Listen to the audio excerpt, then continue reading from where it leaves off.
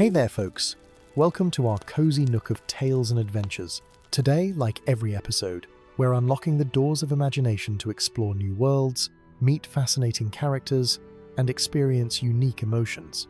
I promise to take you on an unforgettable journey through the power of words. So get comfy, grab your favorite drink, snuggle into that perfect spot, and get ready to lose yourself in a new story. Leave the outside world behind for a while, and dive with me into the depths of storytelling. If you enjoy our content and want to support the channel, consider hitting the subscribe button and giving the video a thumbs up. Now, without further ado, let's dive into today's story.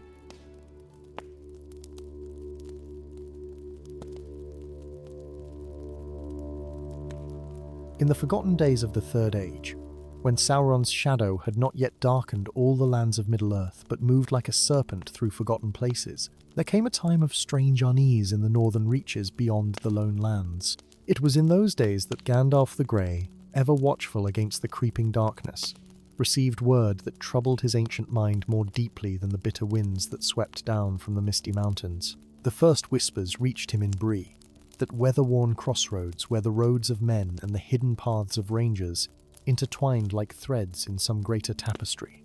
There, in the shadow of the prancing pony, a messenger awaited him. Not a ranger of the north, nor any man of Bree, but a creature far more unusual. A fox, its russet coat shimmering with an otherworldly sheen, sat perfectly still upon the doorstep as Gandalf approached. The wizard paused, his keen eyes narrowing, for he knew well that no ordinary beast would wait so patiently in the presence of men. The fox spoke not with voice but with eyes that held intelligence far beyond its kind. In those amber depths, Gandalf read a message that had been carried from lands to the east, from the borders of the old forest itself.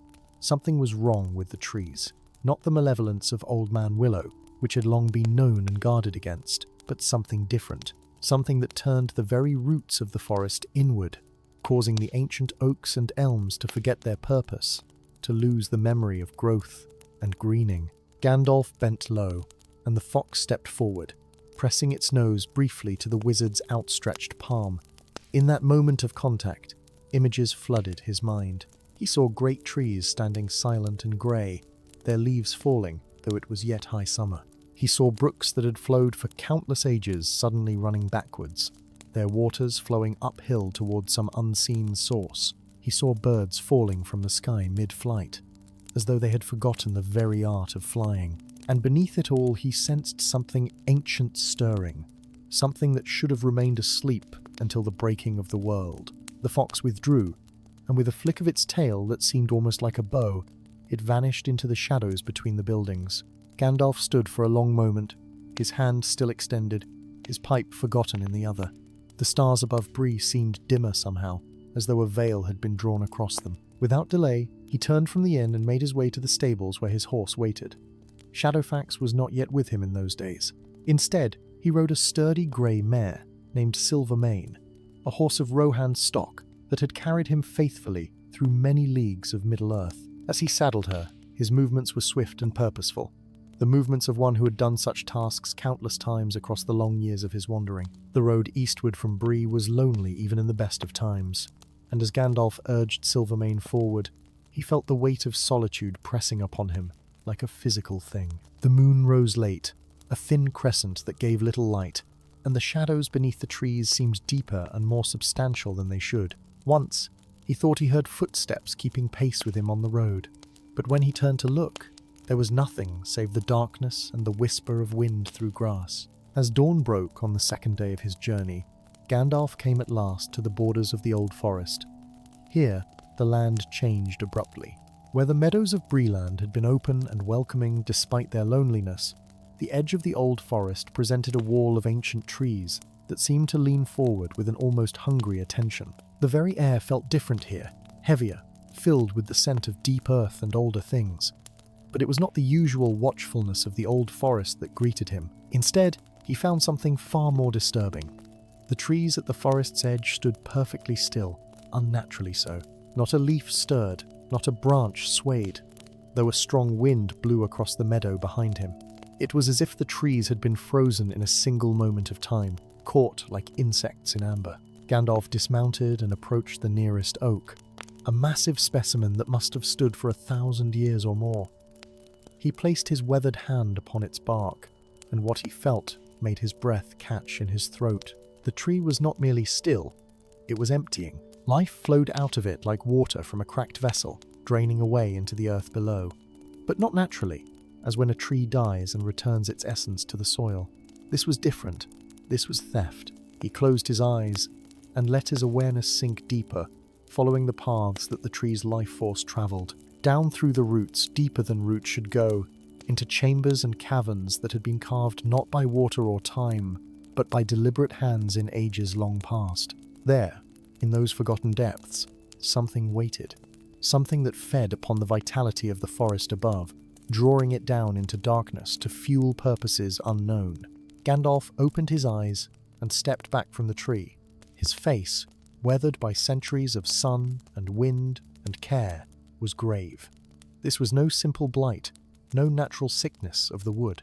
This was sorcery of an ancient kind, the kind that spoke of the elder days when the world was younger and wilder, when powers walked the earth that would have made even the wise tremble. He knew then that he could not face this alone.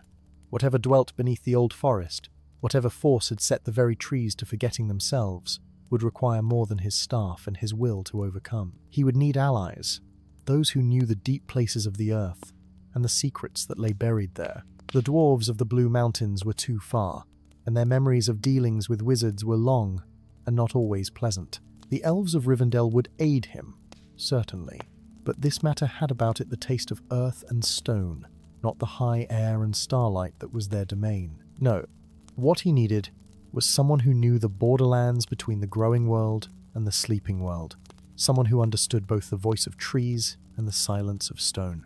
His thoughts turned to Tom Bombadil, that strange and merry being who dwelt in the old forest and called himself eldest.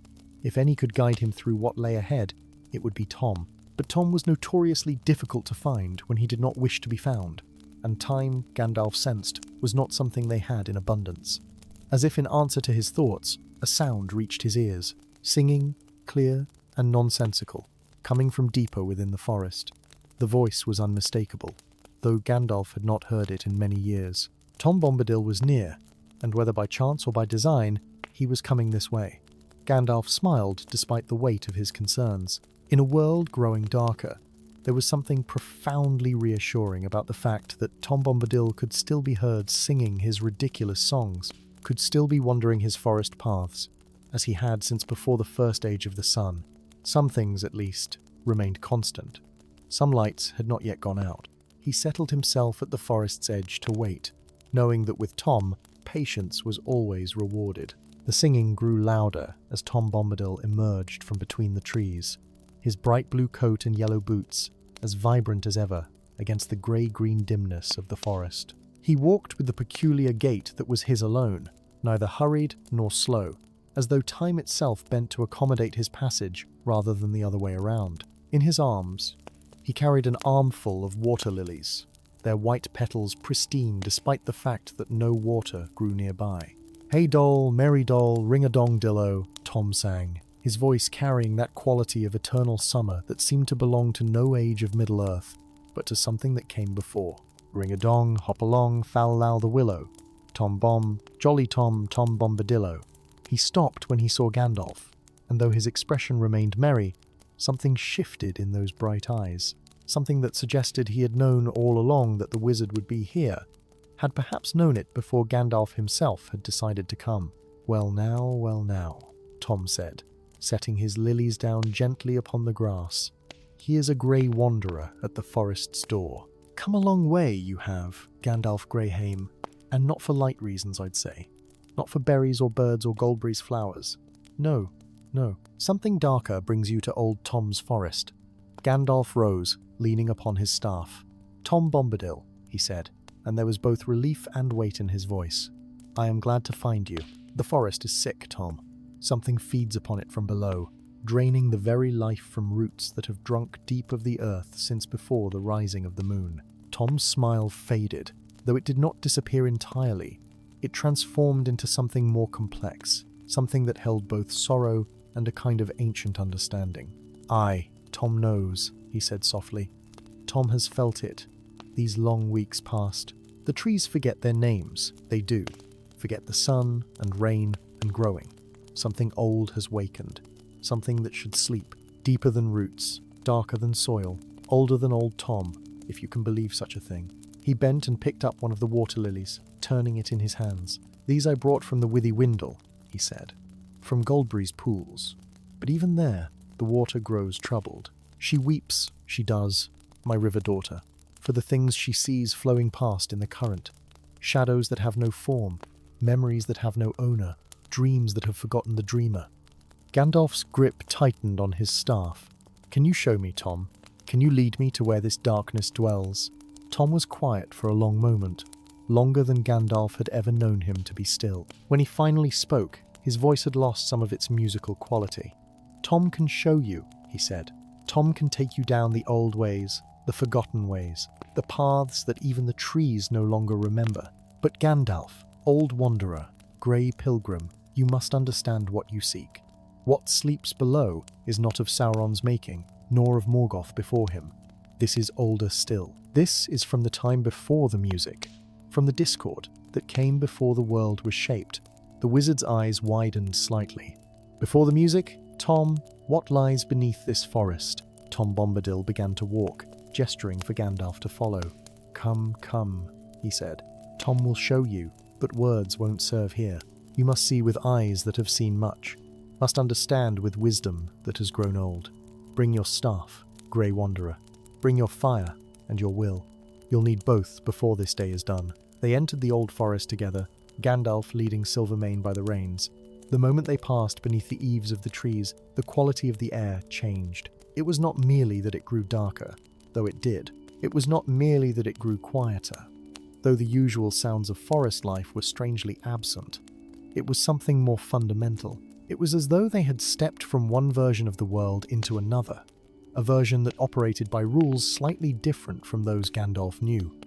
The trees here stood in patterns that hurt the eye to follow, not because they were unnatural, but because they were too natural, arranged according to principles that predated the ordering of the world. Gandalf recognized this phenomenon. He had seen it before, in the deepest halls of Moria, in the ruins of Arnor's eldest strongholds, in places where the bones of the earth remembered being something other than earth. Tom led him deeper, following paths that appeared only when he was about to step upon them, and vanished again when he had passed. They descended, though the forest floor seemed level. They moved eastward, though the sun, when glimpsed through the canopy, remained stubbornly in the wrong quarter of the sky. Time and space behaved oddly here, and Gandalf found himself grateful for Tom's guidance. After what might have been hours or might have been moments, they came to a clearing. In its center stood a stone, black and smooth as glass, rising from the earth like a broken tooth. It was perhaps the height of a man, and its surface reflected nothing, not even the grey sky above. Around it, in a perfect circle, the grass had died, leaving only bare earth the colour of ash. Tom stopped at the clearing's edge and would go no farther. "There," he said, pointing at the stone with one broad finger. "There's your answer, Gandalf Stormcrow. There's what drains the forest dry.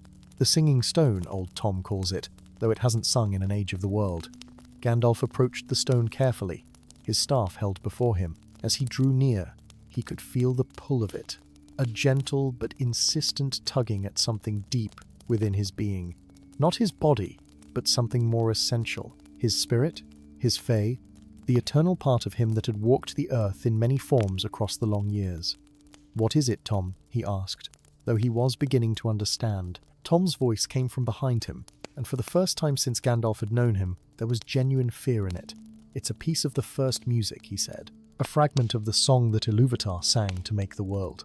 But this piece, this shard, it's from the discord, from when Melkor sang his own theme and tried to make the music his own.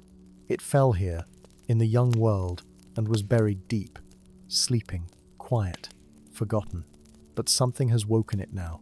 Something has reminded it of what it was, what it wanted to be." Gandalf felt the truth of Tom's words resonate through him. The stone was not draining the forest out of malice. It was trying to sing, trying to remake the world according to the pattern it remembered, the pattern of discord and chaos. And in its singing, it unmade what had been made, returned growth to ungrowth, turned memory to forgetting. Can it be destroyed? Gandalf asked. Tom laughed, though there was no mirth in it. Destroyed? How do you destroy music, Gandalf? How do you kill a song? No, it cannot be destroyed. But perhaps it can be answered. Perhaps it can be reminded that it is part of a greater harmony, not a lone voice crying in the dark. Gandalf turned to look at Tom. You mean it must be sung to, given context? Made part of the music again rather than apart from it? Tom nodded, a smile returning to his weathered face. Now you see, Grey Wanderer. Now you understand. But such singing requires voices that remember the first music, that carry in them the echo of creation. Tom can sing, oh yes, Tom knows many songs. But this needs more. This needs voices of power. Voices of the Ainur who walked in the world when it was young. Gandalf closed his eyes, thinking. There were few such voices left in Middle-earth. The elves knew fragments of the music, preserved in their oldest lore, but most had sailed west. Círdan at the Grey Havens might remember enough. Elrond in Rivendell certainly did, but to gather them, to bring them here, to convince them to sing to a stone of discord. A thought struck him. Tom, he said slowly, what woke it? You said something reminded it. What could have done that? Tom's expression grew grave again. That, old friend, is the question that troubles Tom most of all. For only two things could wake such a stone. Either someone sang to it deliberately, someone who knew what it was and sought to use it, or something nearby began to resonate with it. Something else of discord and chaos, something growing stronger. The implication hung between them like a sword. In the east, in Dol Guldur, something dark was indeed growing stronger. The necromancer, though few yet understood what he truly was, had been gathering power for years. Gandalf stood in silence for a long moment, his gaze fixed upon the black stone. The weight of what Tom had revealed pressed upon him like a physical burden. If the necromancer's growing power had awakened this fragment of discord, then the danger was far greater than he had imagined. It meant that the old evils and the new were beginning to resonate with each other, to strengthen one another in ways that could unravel the very fabric of the world. We must act quickly, Gandalf said at last. If this stone continues to drain the forest, if it grows stronger in its singing, it may attract other fragments of discord. There may be more of them, Tom, scattered across Middle-earth, sleeping in forgotten places. If they all wake and begin to sing together. He did not finish the thought. He did not need to. Tom Bombadil, for all his seeming simplicity, understood the danger as well as any of the wise. Perhaps better, for he had walked the world longer than most, had seen things that even the elves had forgotten. Come away from the stone, Tom said softly. Its pull grows stronger the longer you stand near it. Tom has seen it happen before, with lesser folk who wandered too close. They stand and stare, and slowly they begin to forget. Forget their names, their purpose, their very selves. They become like the trees, emptying out, until there is nothing left but a husk. Gandalf stepped back immediately, feeling the truth of Tom's warning. Already he could feel the stone's influence, subtle but insistent, like a whisper at the edge of hearing. It was trying to unmake him, to return him to the formless void that had existed before the music shaped all things into being. He gripped his staff tighter, letting its familiar solidity anchor him to the world of form and matter. They retreated from the clearing, Tom leading the way back through the twisted paths of the old forest. As they walked, Gandalf's mind raced through possibilities and plans. He needed to gather the wise, those who still remembered the music and could stand against the discord. But more than that, he needed to understand how the stone had been awakened, and whether anyone had done so deliberately. Tom, he said as they emerged at last from beneath the trees, back into the grey light of late afternoon. Has anyone else come to the forest recently? Any travellers? Any strangers who might have ventured near the stone? Tom paused, one hand resting on the trunk of an ancient oak. Now that you mention it, he said slowly, there was one. A month passed, maybe more, maybe less. Time runs funny in old Tom's forest, you know. A man he was, or seemed to be, tall and hooded, with eyes that glittered like ice. He spoke no words, asked no questions, just walked into the forest as if he knew exactly where he was going. Gandalf felt a chill run through him. Did you follow him, Tom? Did you see where he went? Tom shook his head. Tom tried, he did, but the stranger had ways of hiding himself.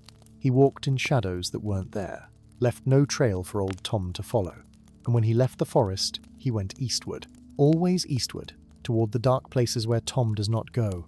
The wizard's jaw tightened. A servant of the necromancer, then, perhaps even one of the Nazgul, though they rarely ventured so far west in those days. Someone had deliberately awakened the singing stone, had set it to draining the forest. But why? What purpose could it serve?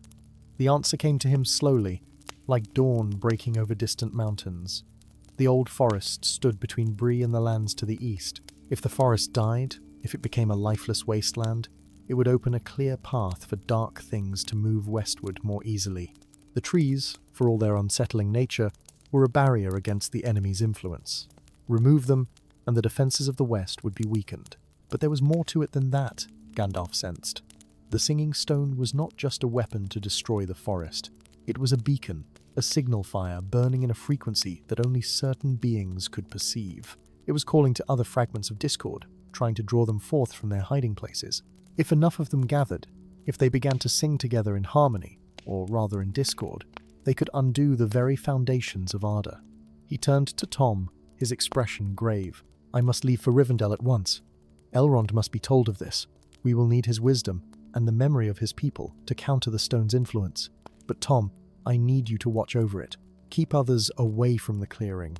If anyone else comes seeking it, anyone at all, send word to me immediately." Tom nodded, his face solemn. "Tom will guard it," he said. "Tom will sing to the trees, remind them of their names, their roots, their purpose. It won't stop the stone's draining, but it might slow it. Give you time to gather those who can help." Gandalf clasped Tom's shoulder briefly, a gesture of gratitude and fellowship. "Thank you, old friend. You do more than you know. The world would be a darker place without you." Tom smiled then, some of his usual mirth returning. "Old Tom does what old Tom can," he said. "Now go, Grey Wanderer. Ride swift and sure. And when you return, bring voices that can sing loud enough to drown out the discord. Bring fire and starlight and the memory of better days." Gandalf mounted Silvermane, and without another word, he urged the horse into a gallop. The road to Rivendell was long, winding through lands that grew daily more dangerous as the shadow in the east extended its reach. But he had no choice. Time was not on their side, and every moment he delayed gave the singing stone more opportunity to drain the forest, to call out to its scattered brethren, to weaken the barriers that held back the darkness. As he rode, pushing Silvermane to her limits, Gandalf's thoughts turned to the larger picture. The enemy was not yet strong enough to move openly, to launch armies and lay siege to the free peoples, but he was working in subtler ways, undermining the foundations of the world, waking old evils that should have remained sleeping. The Singing Stone was just one piece of a greater strategy, Gandalf suspected. There would be others. Other forgotten dangers, other ancient threats stirred from their slumber. The White Council had been formed to counter such threats, to watch for signs of the enemy's return, and to take action against him. But they moved slowly, too slowly perhaps. Saruman, their leader, counseled patience and observation. He wanted proof, absolute certainty before committing to any course of action. Gandalf had always suspected that Saruman's caution masked something else. Fear, perhaps. Or worse, a secret sympathy for the very power they were meant to oppose. But this could not wait for Saruman's approval or the Council's deliberation. The Singing Stone was an immediate threat, and it required immediate action. Gandalf would go to Rivendell, would gather what aid he could, and would return to the Old Forest to face the discord. If the Council disapproved, so be it. There were some things more important than politics and protocol. The sun was setting as he crossed the last bridge over the River Horwell. The water below ran swift and cold, fed by mountain snows and ancient springs. Gandalf paused for a moment, letting Silvermane drink and rest. He dismounted and stood at the bridge's edge, gazing eastward toward the darkening sky. Somewhere beyond those mountains, beyond the leagues of wilderness and the shadows of Mirkwood, the necromancer sat in his stronghold of Dol Guldur. Gandalf had been there once, long ago, had felt the malice that radiated from that place like heat from a forge. He had suspected then what the necromancer truly was, though he had not yet been able to prove it. Sauron, the Dark Lord, returned from his long defeat, gathering strength slowly and patiently for the day when he would reveal himself. And now Sauron was reaching out with invisible hands, waking things that should sleep, stirring hatreds that should be forgotten, preparing the world for his return. The Singing Stone was just the beginning. There would be more, Gandalf knew. Many more challenges ahead, many more dark roads to walk before this matter was resolved. But he was not without hope. Tom Bombadil watched over the stone, and Tom was older and wiser than most realized. The elves of Rivendell still preserved the ancient lore, still remembered the music in its purity, and there were others, scattered across Middle-earth, who would stand against the darkness when the time came. The Free Peoples were not yet broken, not yet defeated. While courage remained, while wisdom endured, there was always hope. Gandalf remounted and rode on into the gathering night. The road to Rivendell grew steeper as Gandalf pressed onward through the darkness. Stars emerged one by one in the vault of heaven above, ancient lights that had witnessed the shaping of the world and would outlast all the struggles of those who dwelt beneath them. Gandalf found comfort in their presence, for they reminded him that there were powers greater than Sauron, greater even than the discord that now threatened the old forest. The world had been made in beauty, and that beauty endured despite all efforts to corrupt it. By the time dawn broke over the eastern peaks, Gandalf had travelled far into the wild country that lay between the last bridge and the hidden valley. This was a land that few mortals traversed, a borderland between the settled regions and the true wilderness. Here, the remnants of ancient kingdoms could still be glimpsed in tumbled stones and overgrown roads. The glory of Arna had once reached this far, but that glory had faded long ago, leaving only ruins and memories. Silvermane picked her way carefully along a narrow trail that wound between weathered boulders. The mare was tired. Gandalf could feel it in the way she moved, but she pressed on without complaint. He would need to rest her soon, to let her graze and drink and recover her strength. But not yet. Not while the urgency of his mission burned so brightly in his mind. As the sun climbed higher, Gandalf noticed something strange about the landscape around him. The plants seemed wrong somehow. Not dead or dying, as those in the old forest had been, but altered.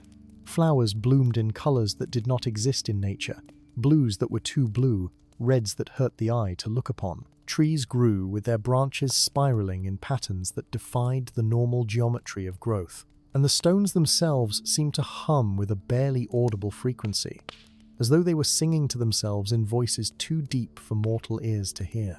He dismounted and approached one of the strangely coloured flowers, a rose that shimmered with an iridescent sheen like oil on water.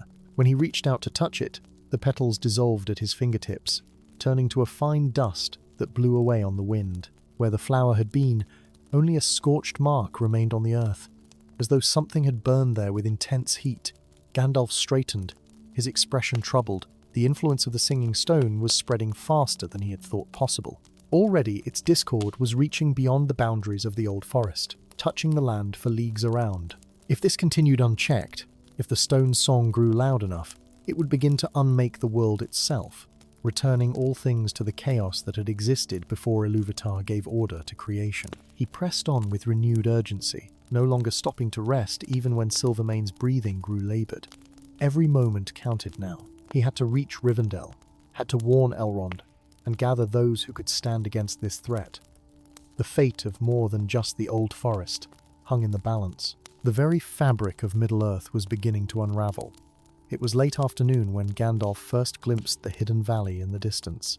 Rivendell lay nestled among the foothills of the misty mountains, concealed from hostile eyes by ancient enchantments and the natural contours of the land.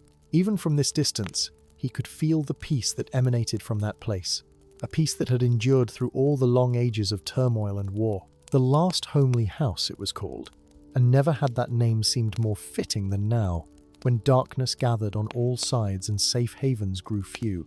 The path down into the valley was steep and winding, but Silvermane navigated it with the sure-footedness of a mountain goat. As they descended, the strange alterations that Gandalf had noticed in the landscape gradually faded. The flowers returned to their normal colours, the trees grew straight and true, and the stones ceased their uncanny humming. The power of Elrond and the elves who dwelt in Rivendell created a barrier against corruption, a shield that held back the spreading influence of discord.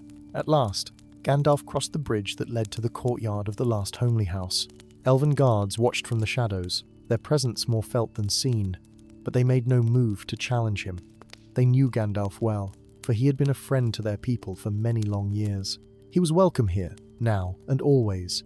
A figure emerged from the main hall as Gandalf dismounted. Tall and dark-haired, with eyes that held the light of stars and the wisdom of ages, Elrond half-elven stood in the doorway and regarded the wizard with concern. Even from across the courtyard, he could sense the urgency that had driven Gandalf to ride so hard and so far.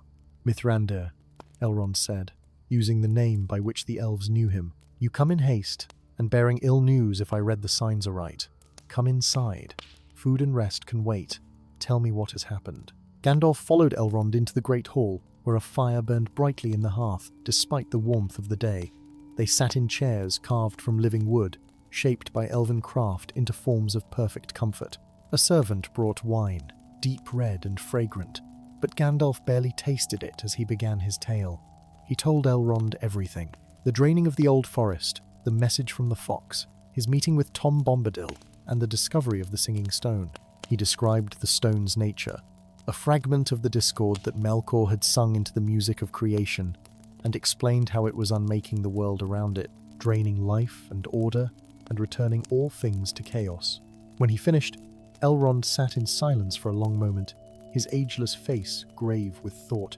"This is dire news indeed," he said at last. "I have heard tales of such stones, fragments of the first music that fell to earth when the world was young. The Eldar called them the unmaking stones, for they could not be destroyed by any force known to us. They could only be countered, their discord drowned out by the harmony of the true music." Gandalf leaned forward in his chair.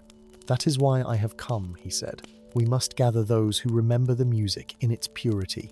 We must return to the old forest and sing to the stone, remind it that it is part of a greater whole, not a solitary voice crying out in darkness. Tom Bombadil watches over it now, but he cannot contain it alone. The stone grows stronger with each passing day." Elrond rose and walked to a window that looked out over the valley. The light of evening was beginning to fade, and the first stars were appearing in the darkening sky. "I will help you, Mithrandir," he said. "Of course I will help you. But you must understand what you ask. To sing the music, to truly sing it as it was sung at the world's beginning, requires more than memory. It requires power and will, and a willingness to risk one's very essence. The stone will not submit easily to our song.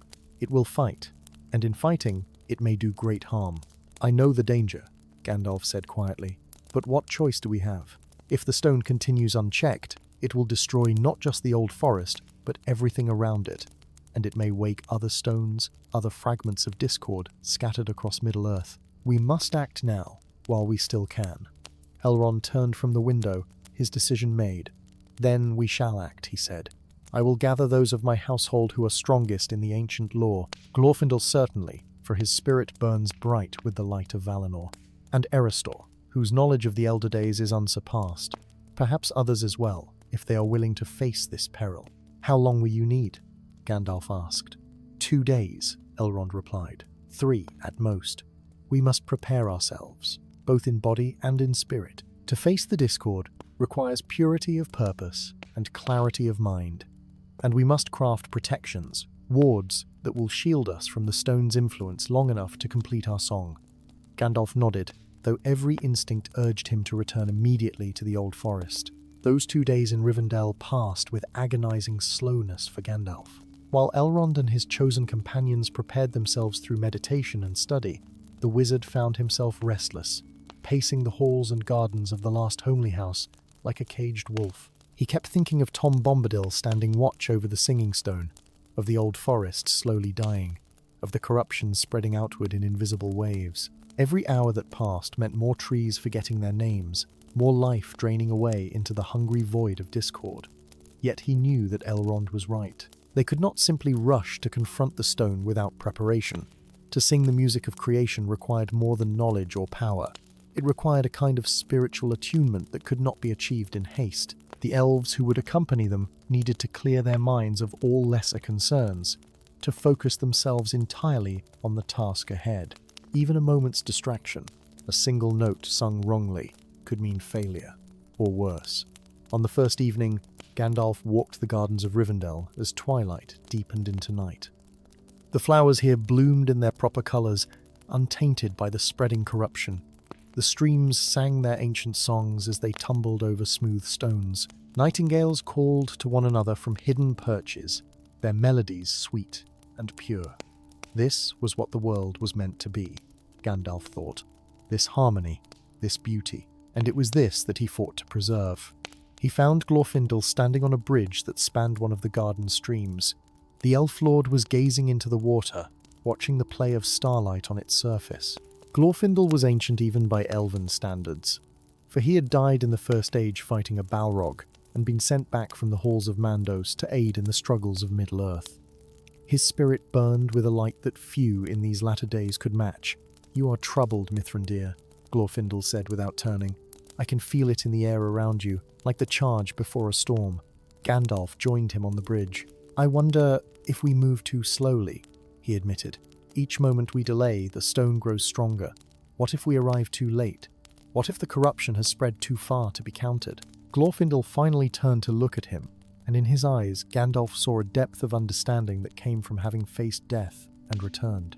"Haste can be as dangerous as delay," the Elf Lord said gently. "I have fought many battles, Gandalf, in my long years. I have learned that victory goes not always to the swift, but to the prepared. If we face the Singing Stone without proper readiness, we will fail, and in failing, we may make things worse. The discord could consume us, add our voices to its own, make it stronger still." "You speak wisdom," Gandalf acknowledged, "but wisdom does not ease the weight of waiting." They stood together in companionable silence, listening to the water and the nightingales. After a time, Glorfindel spoke again. "Tell me more of this stone. You said it is a fragment of Melkor's discord, sung into the music at the world's beginning. But how did it come to be buried beneath the old forest? And why does it wake now, after so many ages of silence?" Gandalf had been pondering those same questions. "I believe," he said slowly, "that when the music shaped the world, not all of Melkor's discord was woven into the harmony. Some fragments remained, isolated notes that did not fit the greater song. These fell to earth as the world took form and were buried deep. Most remained dormant, their power spent or contained by the earth itself.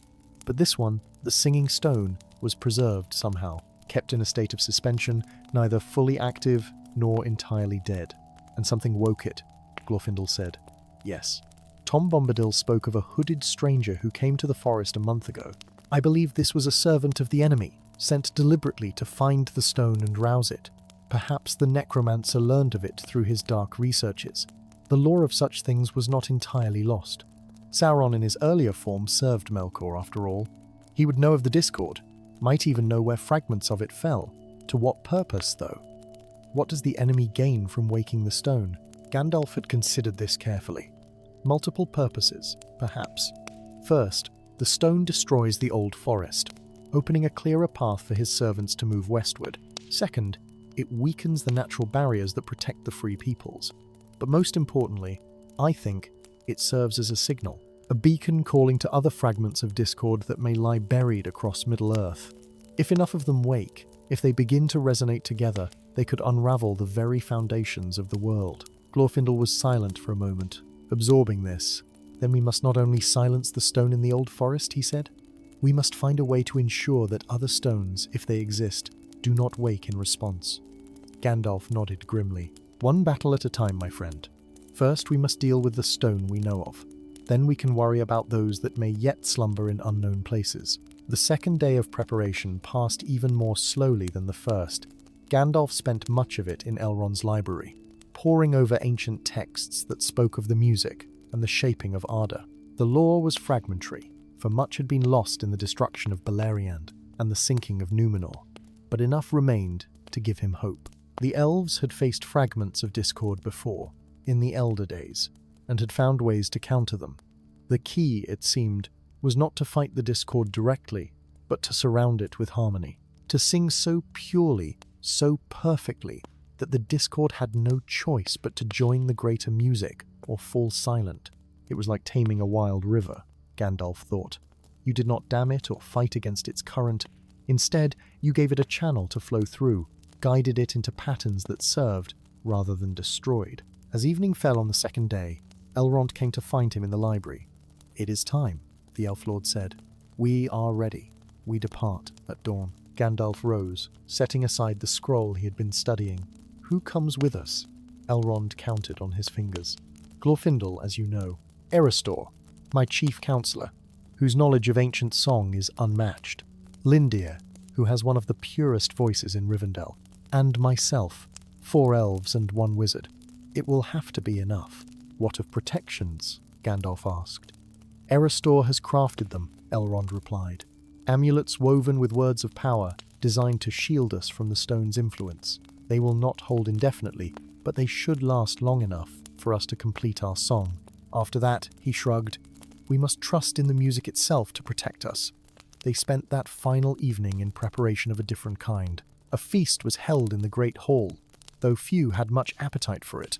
The elves sang songs of the elder days, of Valinor and the light of the 2 trees, of the making of the world and the first rising of the sun. Gandalf listened and felt himself drawn back through the long years, remembering times before time when all was new and unmarred by shadow.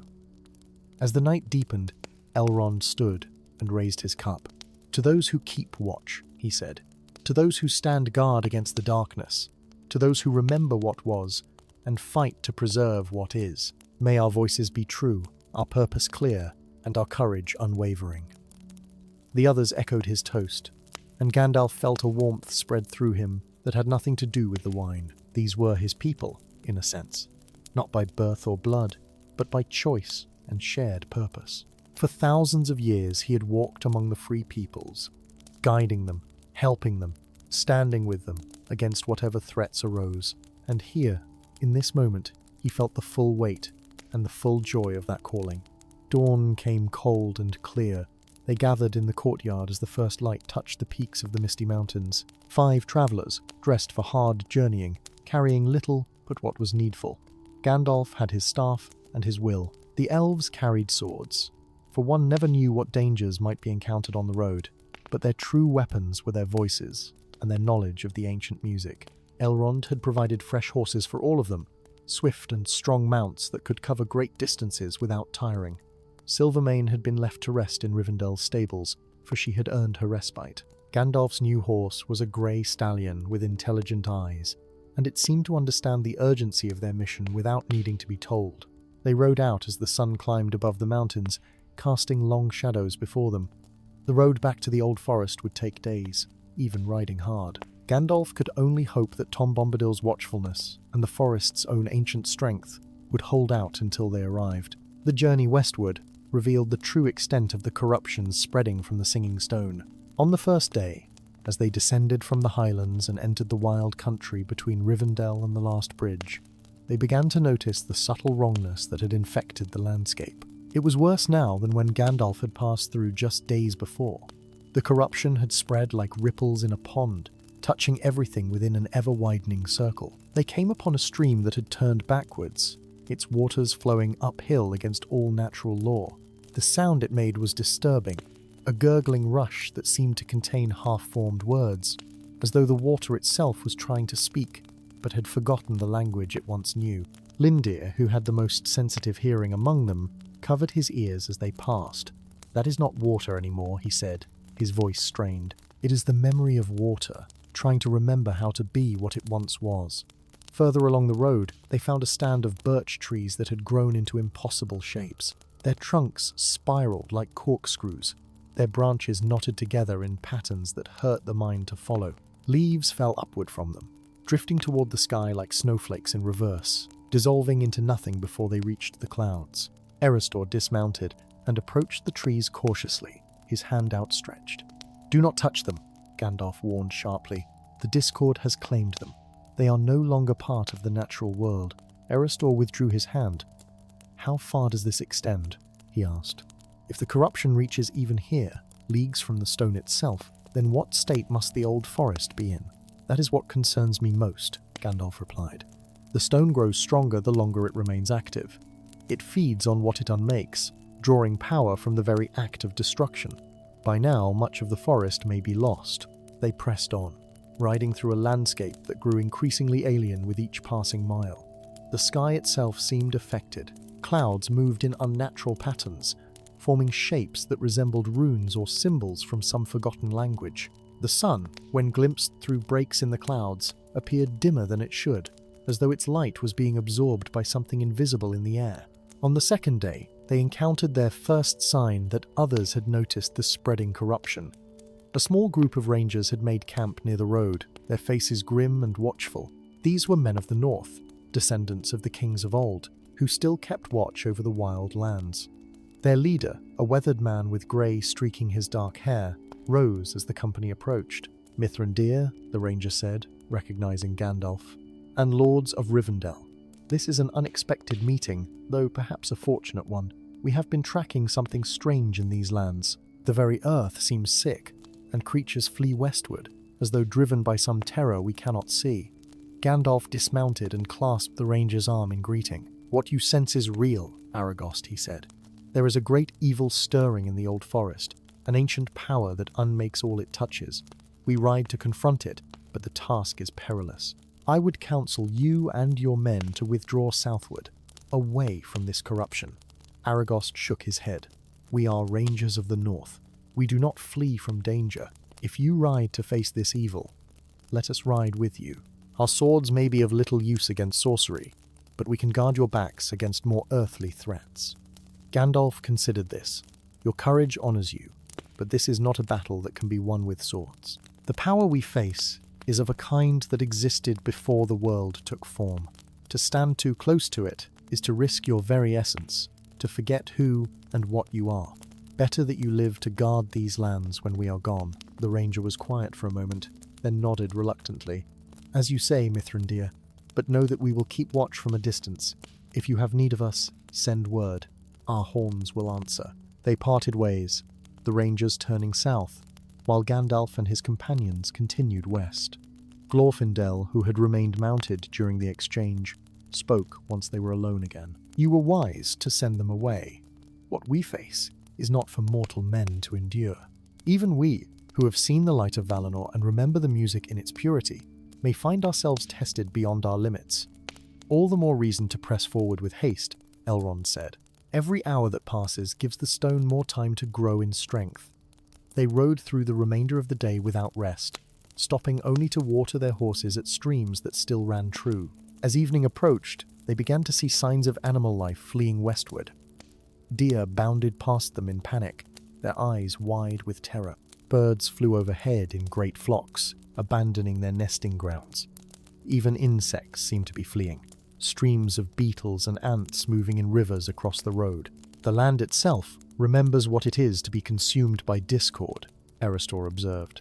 "These creatures flee not from a predator they can see, but from something their deepest instincts recognize as anathema to life itself." That night, they made camp in a hollow that offered some shelter from the wind.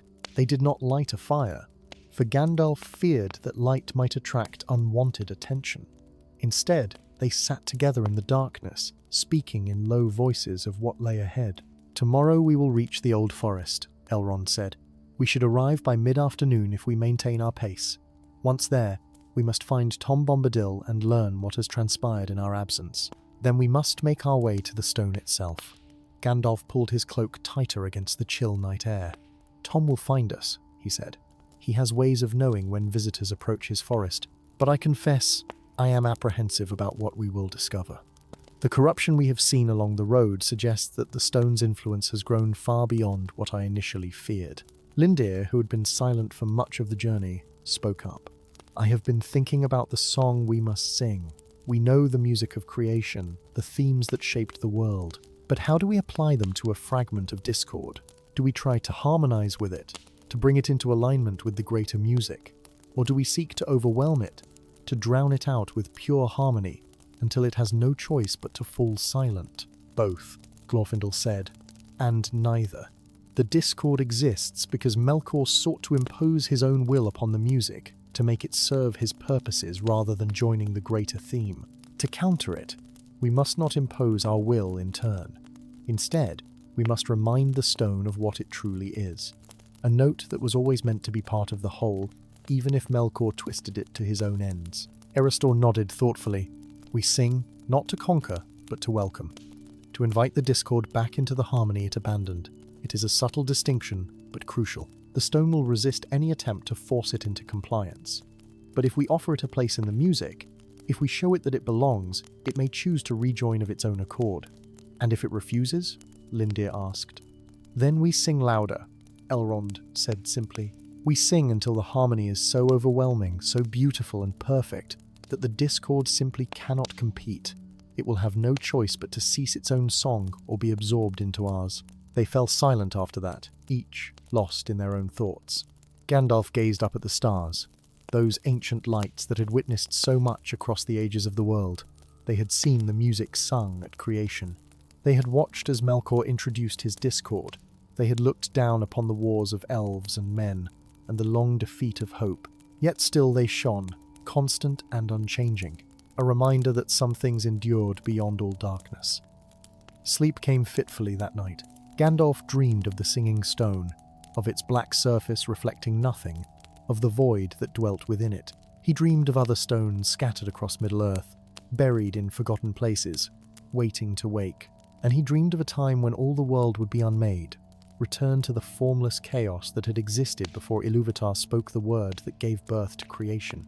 He woke before dawn, his heart racing. The others were already stirring, sensing perhaps through their elven nature that the crucial day had arrived. They broke camp in silence and mounted their horses as the first grey light touched the eastern sky. The road ahead led through increasingly distorted landscape. Trees grew with their roots in the air, their branches buried in the earth. Stones floated inches above the ground, suspended by forces that defied understanding. The air itself seemed thick and resistant, as though it was forgetting how to be air. By noon, they could see the old forest in the distance, or what remained of it. Where once had stood a vast expanse of ancient trees, now there was something that hurt to look upon directly. The forest seemed to flicker between existence and non-existence, like a candle flame in a strong wind. Sometimes it appeared solid and real, if twisted and grey. Other times it became translucent, ghostly, as though it was only the memory of a forest rather than a forest itself. Gandalf felt his heart sink at the sight. The corruption had advanced far beyond what he had feared. Entire sections of the forest had simply ceased to be, leaving behind not even stumps or ashes, but rather a kind of emptiness that was more absolute than mere absence. These were holes in reality itself, places where the fabric of the world had been torn away. We may already be too late, Lindir whispered, his voice filled with horror. No, Elrond said firmly, though his expression was grim. The forest still stands, in part. While any of it remains, there is hope. We must trust in Tom Bombadil's strength and the ancient power of the trees themselves. They have endured much in their long years. They will not surrender easily to oblivion. As they drew closer to the forest's edge, a familiar figure emerged from between the twisted trunks. Tom Bombadil walked toward them, but he was not as Gandalf remembered him. The merry light had gone from his eyes, replaced by a weariness that seemed almost mortal. His bright blue coat was stained with what looked like sap, though it was grey rather than the healthy amber of living trees. His step had lost its characteristic bounce, and he moved like one who had fought a long battle and was near the end of his strength. "Old Tom greets you," he said as they approached, and his voice lacked its usual singing quality. "Welcome back, Grey Wanderer, and welcome to the Lords of Rivendell. Tom has kept his watch. He has, but it grows harder with each passing day. The stone sings louder now, and the trees forget faster. Tom's songs help, but they are not enough. Not nearly enough." Gandalf dismounted and grasped Tom's hand. "We came as quickly as we could. Tell us, how much of the forest remains?" Tom gestured vaguely toward the depths of the woods. "Half, perhaps. Maybe less. It is hard to say, for the boundaries shift. A tree that stands now may be gone an hour hence, returned to the void before it was born, and the clearing where the stone dwells grows larger each day, as the ground itself forgets how to hold together." "Have others come?" Gandalf asked. "Any more servants of the enemy?" Tom shook his head. "None that Tom has seen. But the stone needs no more help from such folk. It has momentum now, like a boulder rolling down a hill. It will not stop until it is stopped." Elrond stepped forward. "Then let us stop it. We have prepared ourselves, Master Bombadil. We know the song that must be sung. With your help, We will remind the Discord of the harmony it abandoned. Tom looked at the Elf Lord for a long moment, and something of his old mirth flickered briefly in his eyes. "Bold words from fair folk," he said. Tom likes bold words. They taste like morning dew and honey. But bold words alone won't quiet the stone. Are you ready, truly ready, to stand in the presence of that which unmakes all things? To hold fast when every fibre of your being begs you to let go and drift away into nothing? "We are ready," Glorfindel said, and the others nodded in agreement. Tom studied each of them in turn, his gaze seeming to see past their physical forms to something deeper. At last, he nodded. "Old Tom believes you. Tom sees the fire in you, the memory of the music that shaped the stars. Very well then, Tom will lead you to the clearing. But wear the protections your craft has made. Wear them now. The stone's influence grows stronger the closer you come." They dismounted and gathered together while Erestor distributed the amulets he had crafted.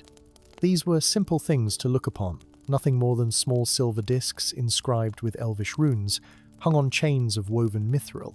But Gandalf could feel the power in them as Erestor placed one around his neck. It was like a cool breeze on a hot day, a clarity of thought and purpose that pushed back against the subtle confusion that had been creeping into his mind. "The protections will hold for perhaps an hour," Erestor said. "Maybe 2 if we are fortunate. After that, we will be exposed to the stone's full influence. We must complete our song before then." "Then let us waste no more time," Elrond said. "Tom, lead on. We follow."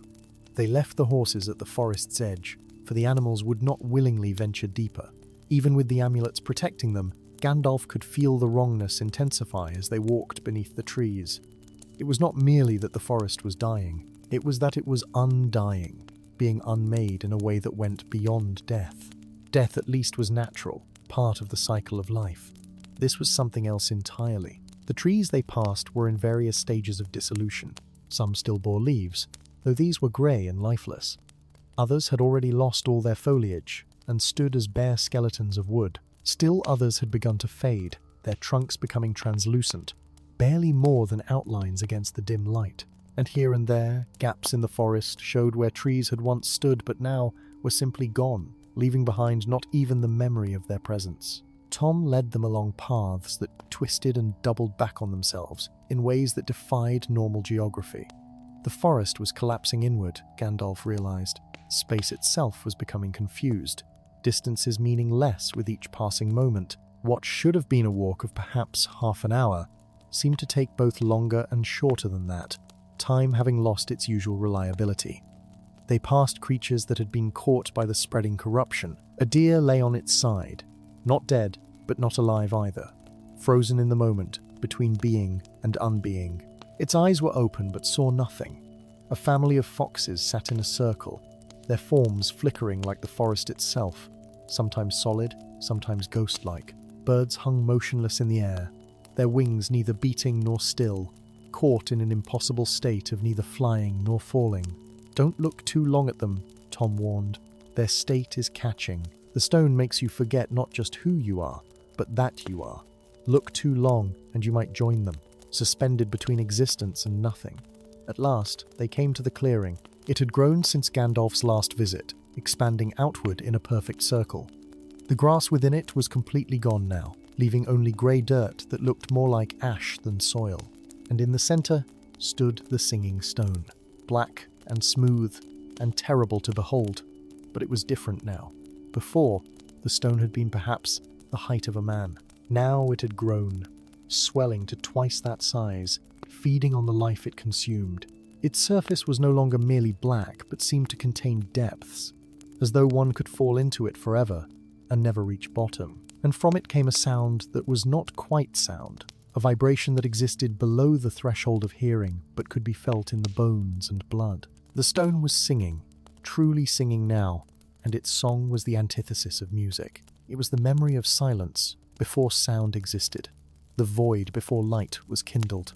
The nothing that had been before Ilúvatar spoke the word that gave birth to all things. To hear it, even muffled by the protective amulets, was to feel one's certainty about existence begin to crumble.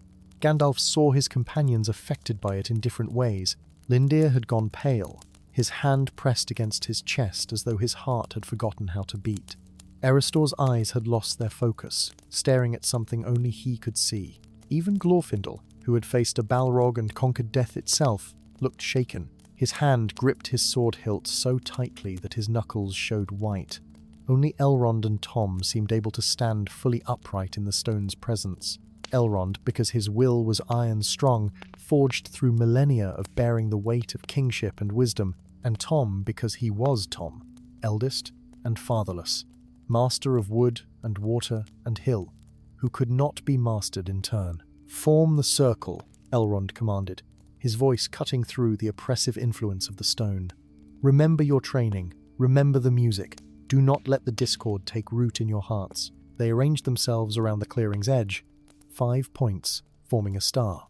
Gandalf stood at the northernmost point, his staff planted firmly in the ground before him. To his right stood Glorfindel, then Lindir, then Erestor, and finally Elrond completing the circle. Tom Bombadil remained outside the pattern, for his role was different. He would anchor them to the world, keeping them tethered to reality while they sang.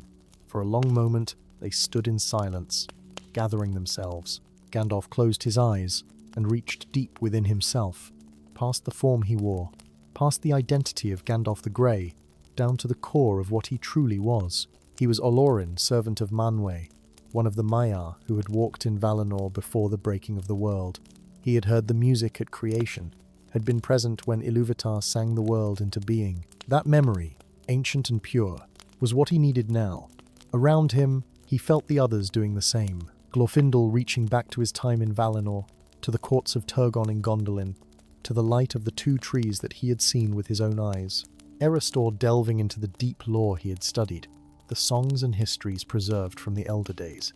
Lindir opening his voice to the purest tones he could produce, tones that echoed the music of the spheres. And Elrond bearing the weight of ages, holding in his memory the bloodlines of elves and men, the music of both the seen and unseen worlds. Tom Bombadil began to sing first, his voice cutting through the oppressive silence like a knife through cloth. His song was not the music of creation, not exactly. It was older and simpler, more fundamental. It was the song of things as they were, of water flowing and wind blowing and grass growing. It was the song of the world before it had been complicated by the ambitions of either Valar or Dark Lords. It was pure existence, and it provided a foundation upon which the others could build. "Hey doll, merry doll, the world is old," Tom sang, but his words carried a weight they had not possessed before.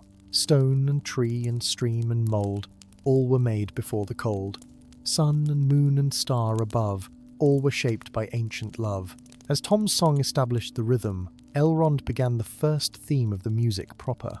His voice was clear and strong, speaking in a language that predated even Kenya, the tongue of the High Elves. It was the language of creation itself, words that were not merely sounds but forces, each syllable carrying within it the power to shape reality. The theme Elrond sang was the theme of order, of pattern and purpose. It was the underlying structure of the world, the mathematics of existence, the geometry of being. It spoke of how things related to one another, how each part served the whole, how harmony emerged from the proper arrangement of individual notes. Gandalf felt the power of Elrond's song wash over him, and he added his own voice to it. He sang the theme of growth and life, of the spark that animated dead matter and made it live. His voice wove around Elrond's like ivy climbing a tree, complementary but distinct, adding depth and complexity to the music. One by one, the others joined in. Glorfindel sang the theme of light, of the sun and moon and stars, of illumination both physical and spiritual. Erestor sang the theme of memory and preservation, of history passing from generation to generation, of nothing being truly lost while it was remembered. And Lindir, his voice rising above them all in a high, pure melody, sang the theme of beauty itself, of the aesthetic principle that made existence worth having. Their voices blended together, 5 becoming one, creating a harmony that was greater than the sum of its parts. The air in the clearing began to shimmer with their song, ripples of visible sound spreading outward like waves on a pond. The grey ash that covered the ground began to stir, moved by forces beyond the merely physical, and the singing stone responded, Its own song grew louder, the vibration intensifying until Gandalf could feel his teeth rattling in his skull. But it was not music that the stone produced. It was anti-music, a negation of harmony. Where their voices sought to build and create, the stone's voice sought to tear down and destroy. Where they sang of connection, it sang of separation. Where they sang of being, it sang of the void. The two songs clashed like armies meeting on a battlefield. The air itself seemed to crack with the force of their opposition. Thunder rumbled overhead, though the sky had been clear moments before. The ground beneath their feet heaved and bucked, as though the earth itself could not decide whether to exist or not. Gandalf felt the assault of the discord like a physical blow. It sought to make him forget the words of his song, to make him forget why he was singing, to make him forget that song itself was even possible. Images flooded his mind, visions of a universe without form or meaning, where nothing connected to anything else, where all was chaos and void and empty darkness. But he held firm. He remembered his purpose. He remembered the fox that had brought him the message, remembered Tom Bombadil standing watch through long weeks, remembered the trees dying and the creatures fleeing. He sang for them, and his song grew stronger. Beside him, Lindir wavered. The young elf's voice cracked and nearly failed as the discord found a weakness in his defenses. He was pure of heart, but not as tested as the others, and the stone's assault overwhelmed him. His song began to fade, and with it, a crucial part of the harmony unraveled. Tom Bombadil's voice immediately swelled to fill the gap, his simple song growing complex, adding harmonies that Gandalf had not known the strange being possessed. Tom sang not just of existence, but of persistence, of endurance, of the stubborn refusal to cease. His song held Lindir up, kept him connected to the world, would not let him slip away into the void the stone promised. "Sing, young one," Tom called, his words woven into his melody. "Remember the nightingale in the garden. Remember the sound of rain on leaves. Remember the laughter of your kindred in the halls of Rivendell. These things are real. These things endure. These things cannot be unmade." Lindir gasped, and his voice returned, shaky at first, but growing stronger. He had faced the abyss and pulled back from its edge, and now he sang with a desperation and determination that gave his voice new power. The harmony intensified.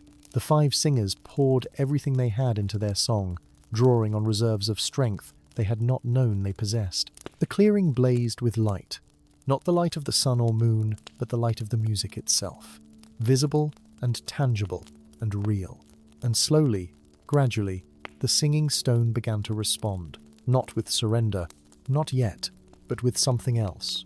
Its song began to change, to shift, to incorporate elements of the harmony they offered. It was fighting still, resisting still, but it was also listening. The discord remembered, perhaps, that it had once been part of something greater, that it had not always been alone in the darkness. Gandalf felt a surge of hope. They were reaching it. The stone was beginning to understand that it could rejoin the music, that it did not have to remain a solitary voice crying out in opposition to all else. They just needed to push a little harder, to sing a little louder, to make the invitation so compelling that the stone could not refuse. But then, something changed. A new presence made itself known in the clearing, a darkness that had nothing to do with the stone. Gandalf felt it first as a cold wind that seemed to blow from nowhere, carrying with it the scent of corruption and decay. Then he saw them, figures emerging from between the trees, hooded and robed, moving with a purposefulness that spoke of deliberate intent. The servants of the enemy had returned. Perhaps they had been watching all along, waiting for this moment.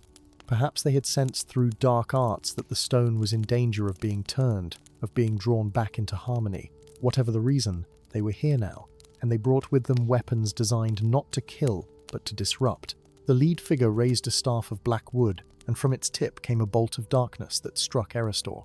The elf cried out and stumbled, his song faltering. The darkness had not harmed his body, but had struck at his spirit, filling his mind with doubt and despair. His voice continued but weakened, and the harmony suffered for it. "We cannot stop singing," Elrond shouted, above the din of competing melodies. "Whatever happens, we must maintain the song. Tom, we need your aid." But Tom Bombadil was already moving, stepping between the singers and the dark figures with a speed that belied his usual ambling gait. His song changed again, becoming something fierce and terrible, a song of boundaries and barriers, of limits that could not be crossed.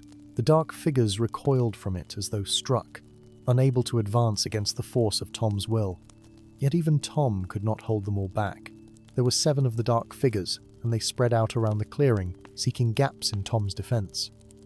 One managed to slip past, raising its staff to strike again at the singers. Gandalf saw it coming, but could not stop singing, could not break the harmony even to defend himself. The music demanded everything, required absolute focus. To stop now would be to lose everything they had gained. Glorfindel made the choice that Gandalf could not. The Elf Lord's song ceased as he drew his sword in one fluid motion, the blade blazing with a light that had been kindled in Gondolin ages ago. He met the dark figure's staff with his sword, and where they connected, reality itself seemed to scream. Light and darkness fought for dominance, neither giving ground, locked in a struggle that transcended mere physical combat.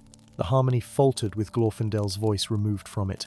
The singing stone sensed the weakness and redoubled its assault, its discord growing louder, more insistent, more corrosive. Gandalf felt his own voice beginning to weaken under the renewed pressure. They could not hold much longer, not like this. Either the stone would be turned, or it would consume them all.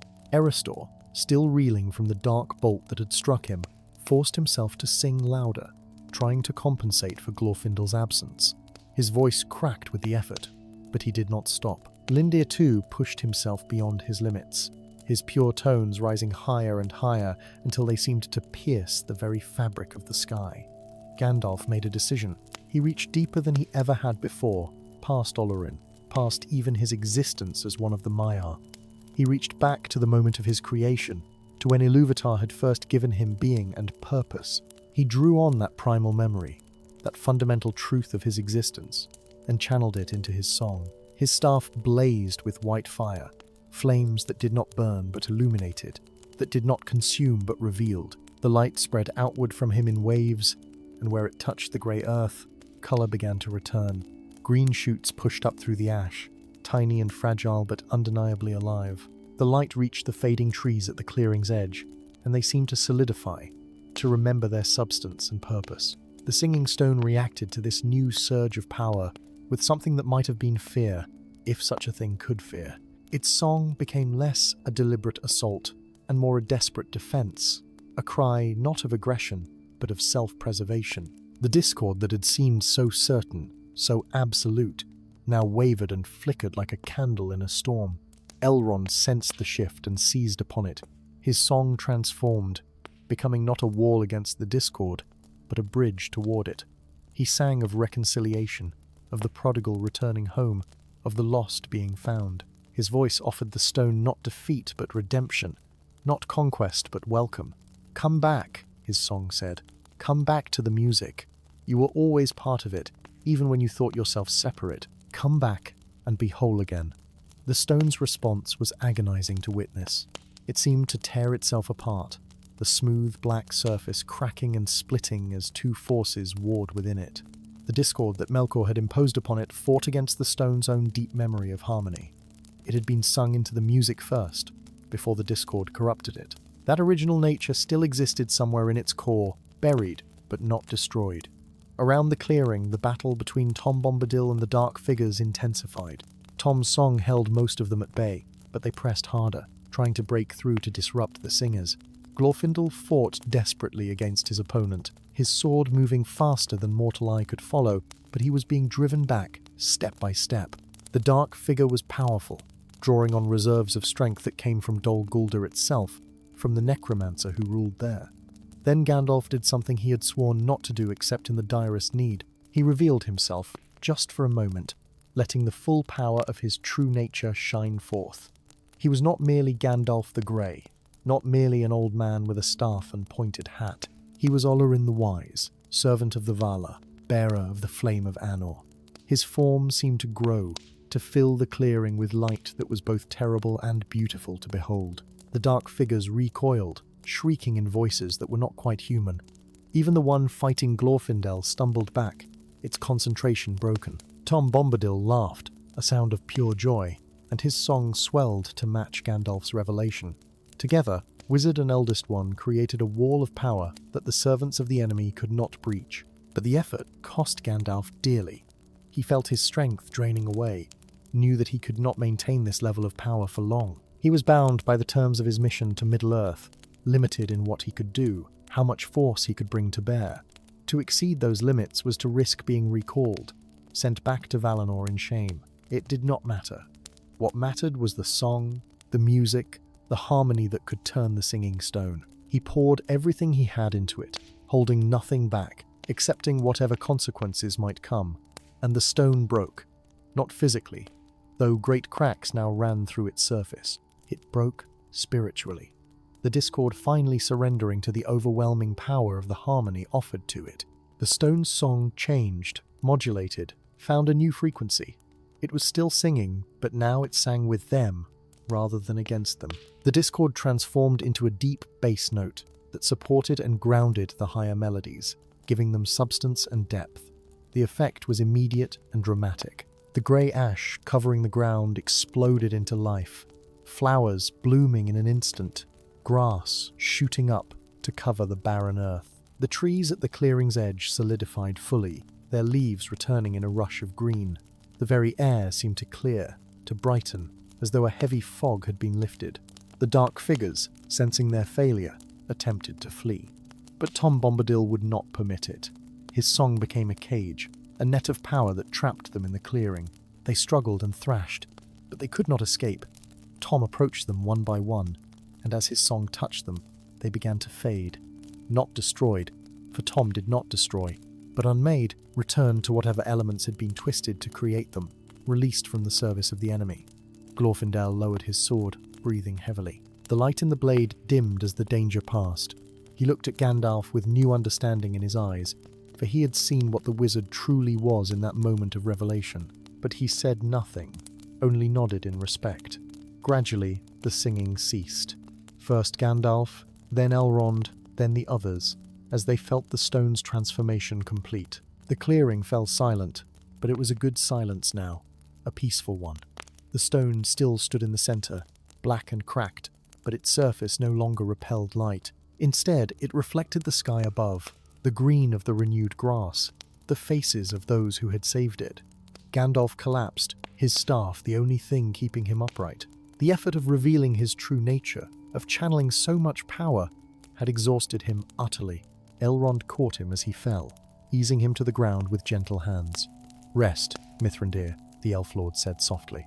"You have done what needed doing. The stone is turned, the forest is saved. Rest now, and let others bear the burden for a while." But Gandalf shook his head weakly. "Not yet," he gasped. "The stone must be guarded. It is part of the harmony now, but it is still powerful, still dangerous in the wrong hands. Someone must watch over it, must ensure it remains in balance." Tom Bombadil approached, his face weary but satisfied. "Old Tom will watch it," he said. "Tom watched it when it sang discord. Tom will watch it now that it sings harmony. The stone will stay here, in Tom's forest, and Tom will keep it safe. Don't you worry, Grey Wanderer. Tom is good at keeping things." Gandalf nodded, relief flooding through him. Then his eyes closed, and he knew no more. When Gandalf woke, 3 days had passed. He lay in a soft bed in Tom Bombadil's house, though he had no memory of being brought there. Sunlight streamed through a window, warm and golden, and he could hear the sound of singing from somewhere outside. Not the music of creation, not the terrible discord of the stone, but simply the ordinary singing of birds welcoming the morning. He sat up slowly, his body aching but whole. Goldberry appeared in the doorway, the river woman, Tom's beloved. She was as fair as summer and as graceful as flowing water, and she brought with her a tray bearing food and drink that smelled of growing things and clean earth. "You have slept well, Grey Wanderer," she said, her voice like the murmur of a brook over smooth stones. "Tom said you would wake today, and Tom knows such things. Eat now and drink. You will need your strength for the journey home." Gandalf accepted the tray gratefully. The food was simple but perfect.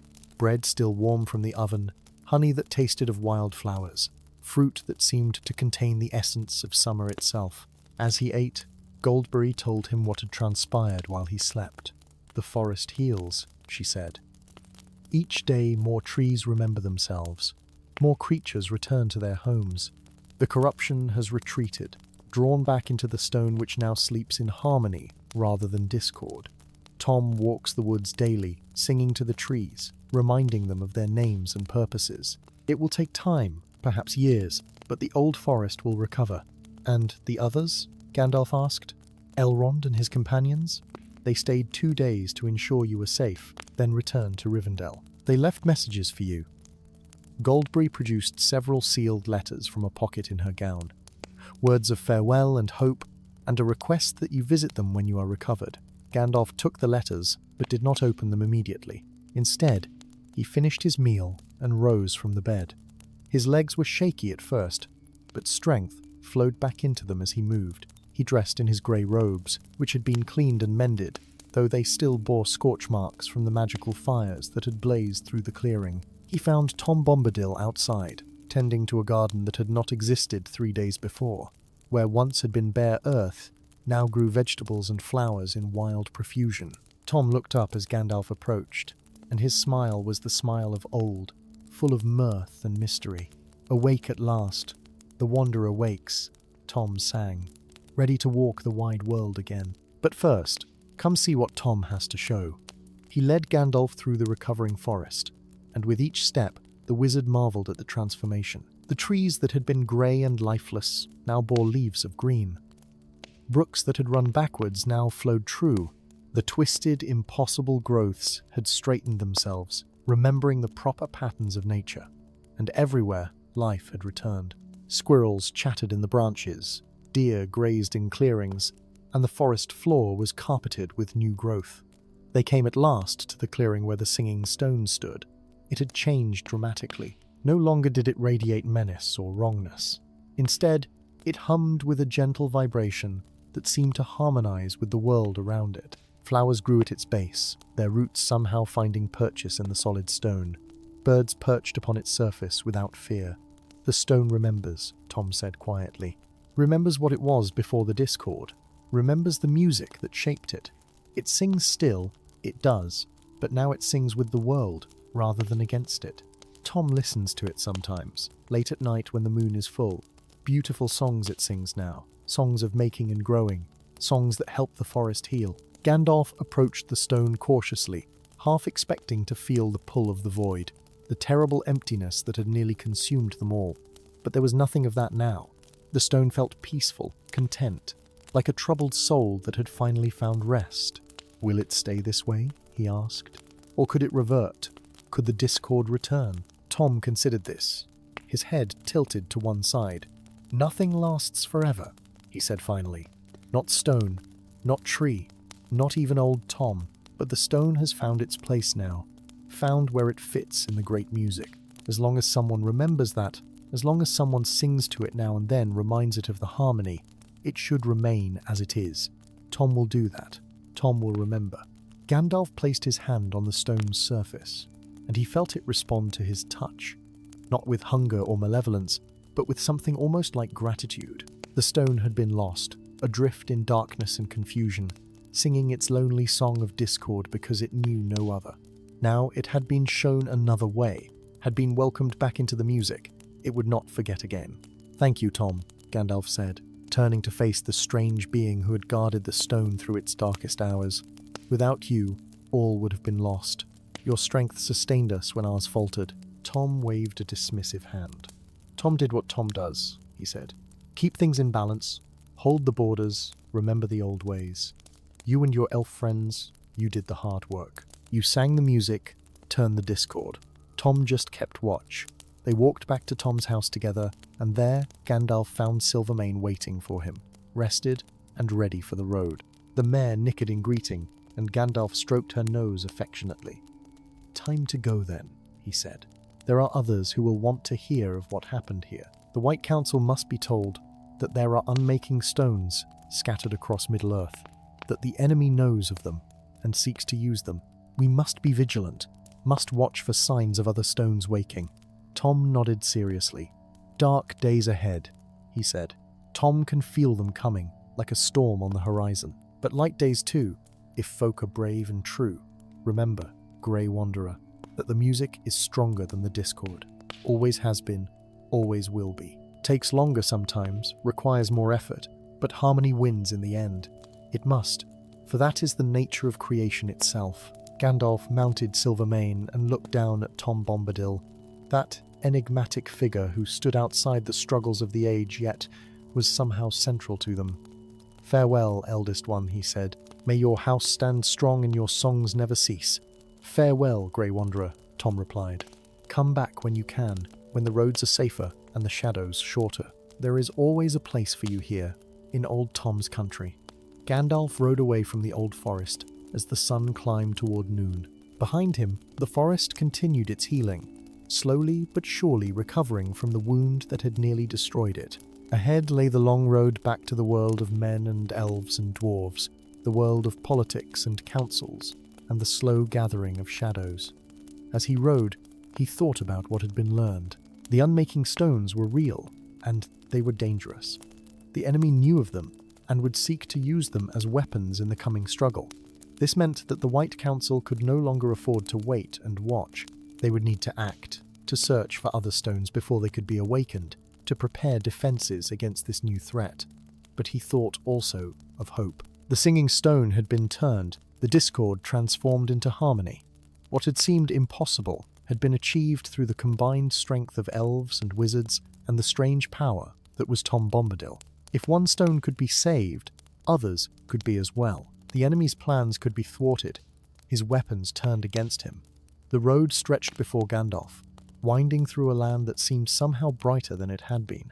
Perhaps it was merely his imagination, or perhaps the transformation of the singing stone had affected more than just the old forest. Perhaps, in some small way, the balance had shifted. Perhaps the shadow had been pushed back, if only by a little. He urged Silvermane into a faster pace, eager now to be about the work that lay ahead. There were many roads to travel, many allies to gather, many preparations to make. The war against the shadow was far from over. Indeed, in many ways, it was only beginning. But today, at least, there had been a victory. Today, harmony had triumphed over discord, and that, Gandalf thought, was enough to give hope for all the dark days to come. Thus ends the tale of the Singing Stone, as it was recorded in the archives of Rivendell and remembered by those who witnessed the event. In later years, when darker times came upon Middle-earth, when the shadow of Sauron stretched across all the lands and hope seemed lost, the wise would sometimes speak of this story. They would remind themselves and others that even the oldest evils could be redeemed, even the deepest corruption could be cleansed, and that the music of creation was always stronger than the discord that sought to unmake it. The Singing Stone stands still in the old forest, guarded by Tom Bombadil, singing its gentle song of harmony. And sometimes, when the wind blows right and the moon is full, travelers passing through the forest claim they can hear it, a deep bass note that seems to come from the very earth itself, supporting and sustaining all the other sounds of the forest, reminding all who hear it that they are part of something greater, part of the eternal music that shaped the world and will endure until its ending. And Gandalf the Grey, he who had faced the discord and prevailed, continued his wanderings through Middle-earth, ever watchful, ever vigilant, bearing in his heart the memory of that day when song defeated silence and light pushed back the dark.